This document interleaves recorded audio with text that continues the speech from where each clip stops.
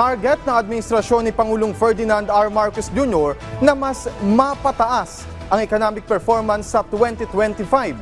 Kabilang naman sa pinatututukan ang pagpapababa sa inflation at poverty incidence ngayong taon. Si Alvin Baltazar ng Radyo Pilipinas sa Balitang Pambansa. Porsigido ang administrasyon na masigitan pa ang naging economic performance nito ng nakaraang taon. Sa harap ito ng pahayag ni Pangulong Ferdinand R. Marcos Jr. na kontento siya sa economic achievements ng pamahalaan noong 2024. Sa 24th NEDA Board meeting sa Malacanang, ipinahayag ni National Economic Development Authority Secretary Arsenio Balisacan na para sa 2025 ay target ng gobyerno na mapataas ang gross domestic product ng 6 hanggang 8% na mas mataas sa 6 to 6.5% target na GDP growth noong isang taon.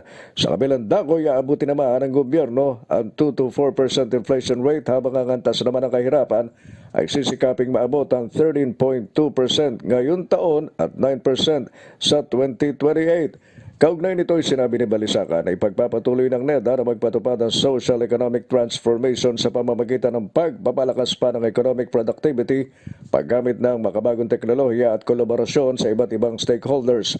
Makikipagtulungan din anya sila sa Kongreso para sa development priorities, pagtitiyak ng suporta sa fiscal programs at pag-institutionalize sa regular na monitoring, evaluation at integration sa budgeting, planning at investment programming. Sa nasabing pulong ay binigyan din naman ng Pangulong Marcos ang pangangailangang magkaroon ng consolidated report hinggil sa pagsisikap ng pamahalaan na masiguro ang seguridad sa pagkain. Mahalagaan na ito, sabi ni Pangulong Marcos, para malinaw sa mamamayan kung paano ito makakabenepisyo sa pamilyang Pilipino, bakit ito importante sa hinaharap at kung paano nito mapapaunlad ang kwalidad ng buhay. Para sa Balitang Pambansa, Alvin Baltazar ng Radyo Pilipinas.